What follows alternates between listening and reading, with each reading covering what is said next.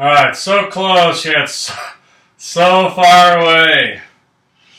So I took this humongous apron out of the clamps this morning, and as you can tell, I'm still planing it down. It's probably been, I don't know, close to an hour I've been messing with this thing already, and I feel like I'm getting nowhere with it, but I know I am. What happened is, just like I had predicted, like I said, I've never had a glue up that went flawless, and this is no exception. I won't say I know my clamps were tight. I got most of them arranged properly,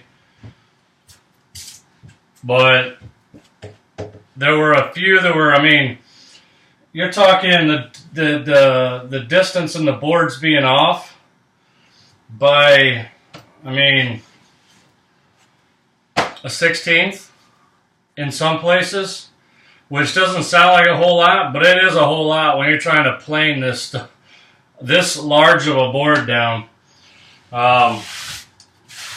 Regardless, this is what's going on to the bench, no matter how bad it gets or how thin it gets.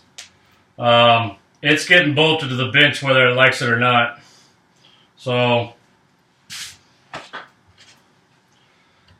I started planing, just kind of trying to get it roughed out this way with the grain, which brings up another point.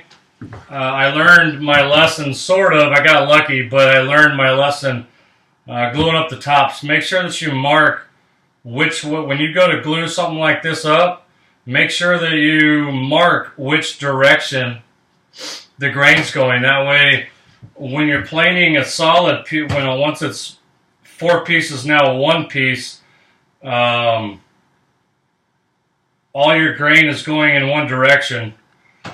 And so you're not having to change direction if you get lucky enough to where the side that you want facing out is the right direction and the knots and everything, orientation of the board is the way you want it.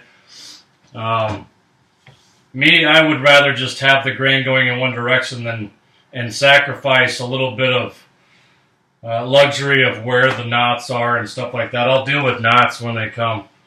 But I don't know, you probably can't see it, but I've only made it to about here. Actually, about here. You can still see some of the glue from last night. And it's tough. I put it up against which is why it's so open back here, is because I had to shove it up against the door or the wall there so that I could get some kind of, because I went tangentially, right? And I've got, this is my other number 5 that I had showed in earlier videos. I tend to like, if you've never used them, I can't, you wouldn't know what I was talking about, really. But the difference between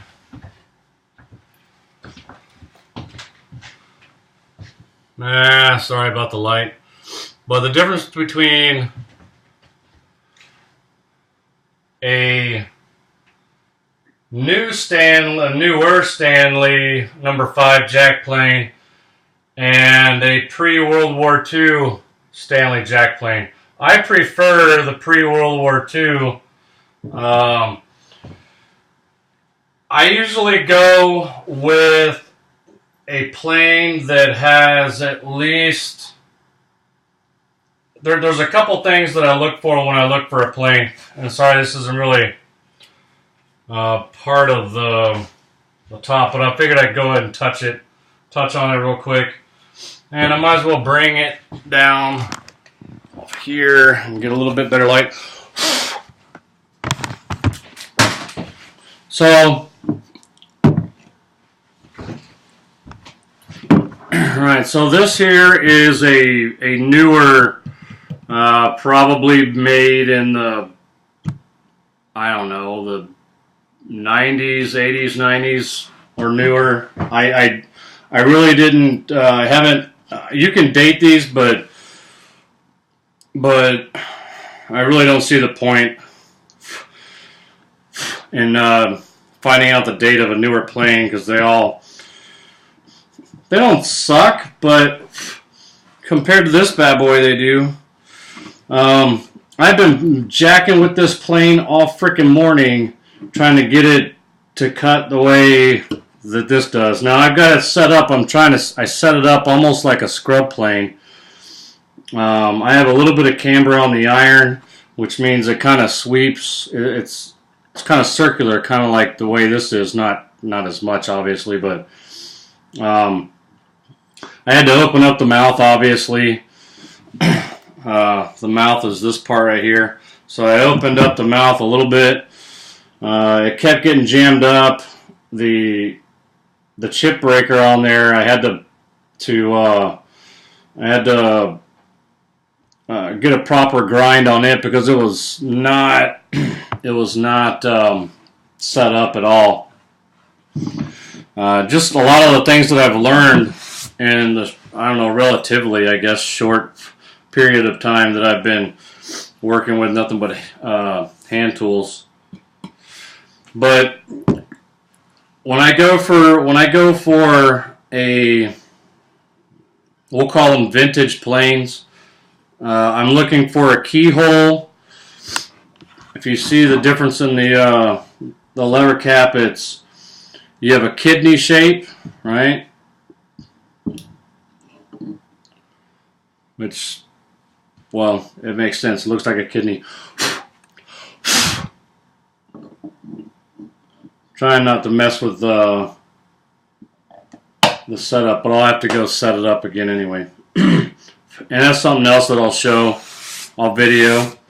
But, so I'm looking for, when I go to buy a used or antique plane, vintage plane, whatever you want to call it, I'm looking for a Stanley, obviously. I'm looking for the handles to be, the handle and the tote, or the tote and the knob to be intact, not cracked, not split, nothing like that. Not that it would really hinder the performance, because a crack with a screw going through it is not going to be that big a deal. It probably cracked because somebody dropped it on the ground or whatever. But that can cause a bunch of other issues too. You know, just like when you go to buy a car and you find out somebody wrecked it. Okay, they got the wreck fixed, but what did it do to the frame and everything like that, right? So, the front knob and the tote being intact is good.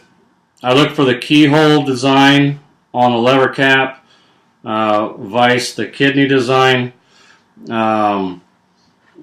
They do have like a Stanley marking on most of the older ones. This is probably a different cap that came, an aftermarket, I would imagine, cap that came with this, but it's proper for the period of plane. I looked for, I'm bleeding from something. I looked for a lateral adjustment lever. This one sticks up and allows for easier adjustment, more so than this, but this is mainly because this iron is, well, you would think that this iron's shorter, but this iron's taller, and that's why it doesn't stick up, right? So this iron's shorter, so the lever cap, or the adjustment lever, the lateral adjustment lever, sticks out a little bit further. Anyway, if you can notice too that, and I'll probably will if it if it allows me. I'll I'll take this knob and put it over here and put this tall, put the tall knob on the older plane. Just because I like a taller knob. Get your hand further away from where the chips come out, and I don't know, I just like it. I like being able to grab it like this, because if you start getting onto it like this, you want to, you know, bulldog your plane through the wood. So I like to be able to just kind of just put enough pressure on it to keep it, you know, down on the wood. Something else that, and I would normally just take these apart, maybe I will in future videos, but right now I don't want to mess with it because it's set up perfectly. But inside here you'll see right below the knob, right in front of the tote, you'll see patent dates. You got single date, double date, and triple date. The single date would be the older one. If you get, well, I won't go there, but so I go for it, pretty much anything with a date. I prefer the doubles and triples. All of my planes, except for this one, just because I'm turning it kind of into a scrub plane, kind of for something very similar to this. To work things like this, but a number 4 plane is what's typically used to turn into a scrub plane, and like an old wooden one. And obviously, when you go to buy the plane, you want the frame to be intact. Make sure there's no pitting.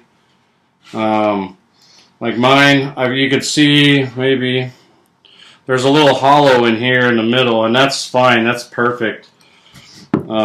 This one actually has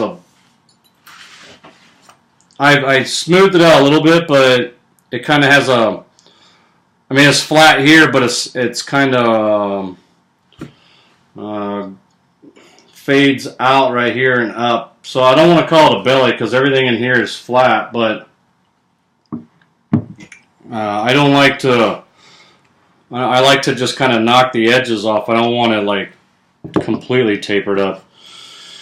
But anyway, so those are a couple of the things that I look for when I'm looking for a new plane. But I already have all the planes that I think I'll probably ever need. So, I do have one bedrock, but that's a story for another day.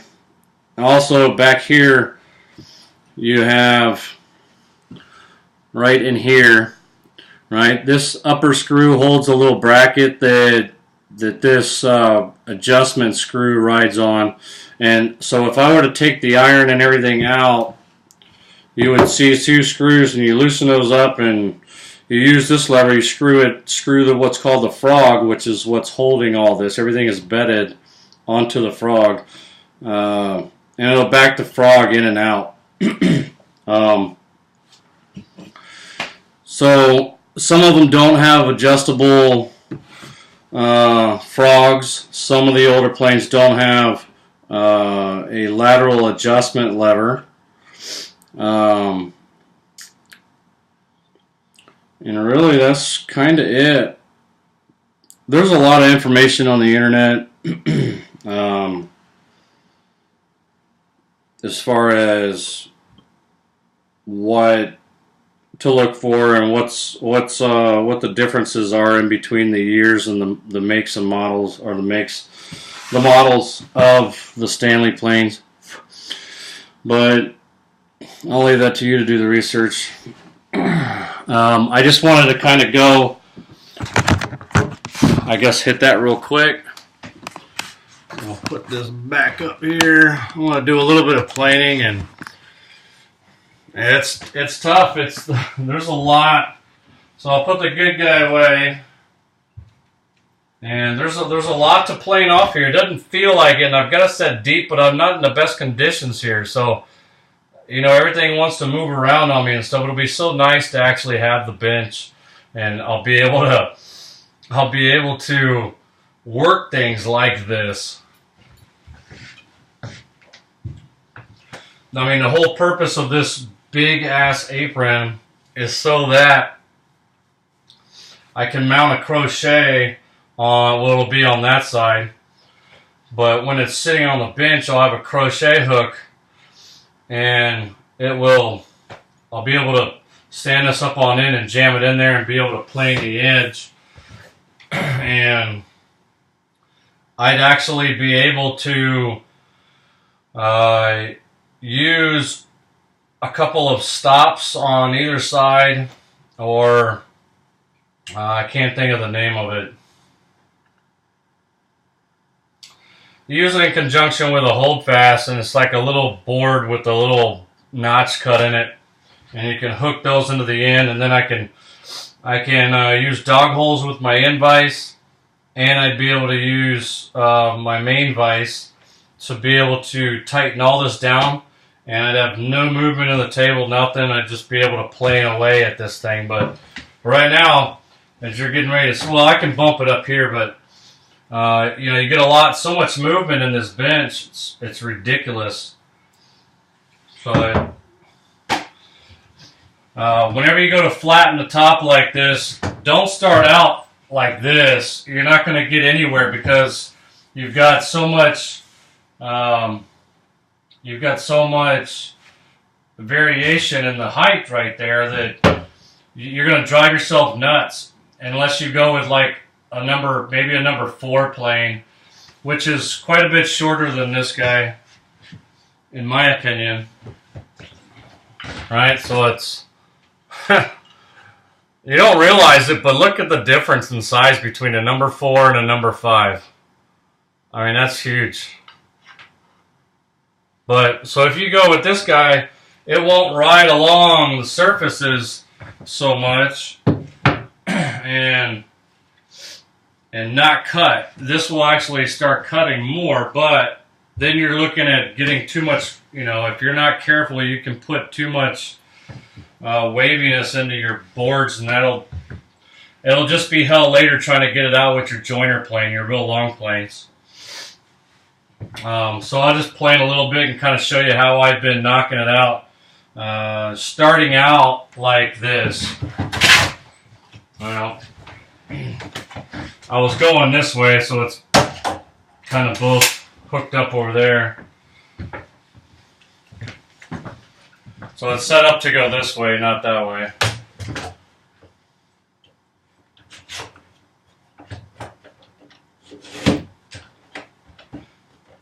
And I'm not expecting this to do a fabulous job or anything, but it'll hold it because it's butted up against the tops, which are down there.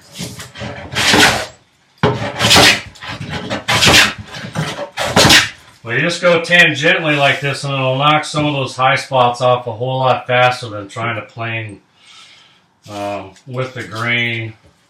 And it doesn't give you a bad chip. You want to go with the grain. You don't want to go this way because that'll just tear out and it'll be really gnarly. So I'm getting skip. I've got one low spot right here. The rest of it's pretty even. I just have one. This one board is a little bit low in this one spot, so.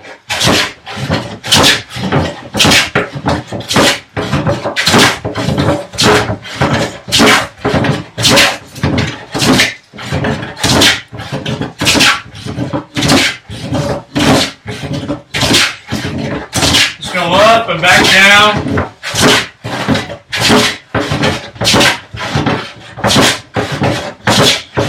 And you hear that like.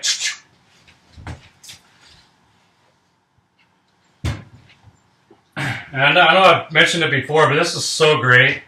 It's just a little, I think this actually is some kind of vegetable. I think it's mixed vegetable can or something, but you just take that and you wad up some. This is an old t-shirt with some 3-in-1 oil on it.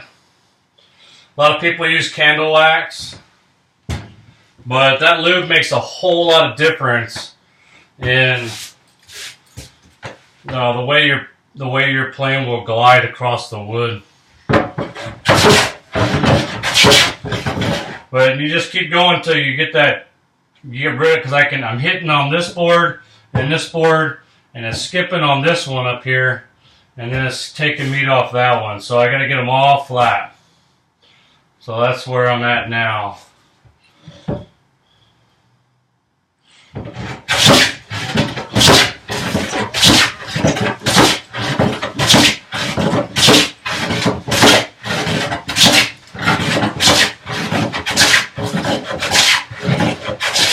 So you can hear that, it's a whole lot more solid of a cut all the way through. Not a continuous shaving, but pretty close. And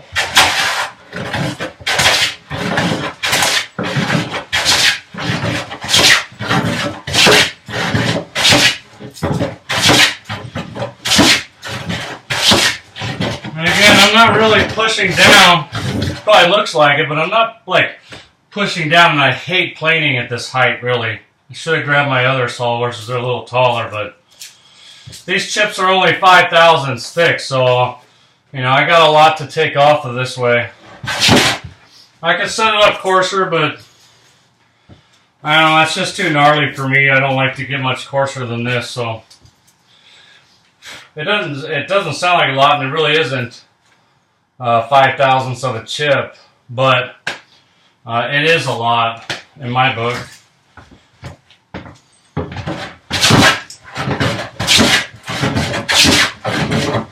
When I don't press down, you can literally just go through with one hand if you want it.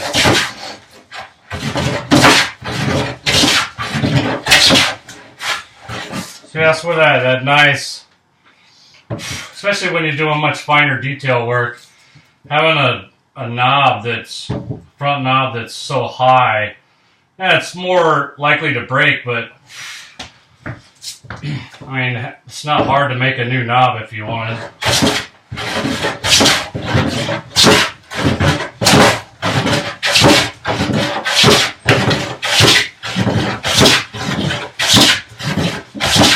And well, you get the idea. I'll bring you along when I get closer. I still got to do the other side, which is the front. This is the back side that goes up against the bench legs. This is the side I'll be sitting on, cutting my cutting the housing dados in for this big sucker. And I still have to plane down the other one too and cut this one to length. So got a lot of work ahead of me. So I gotta get to it. Friends and family, love you. Everybody else, I'll see you in the next video, hopefully later today.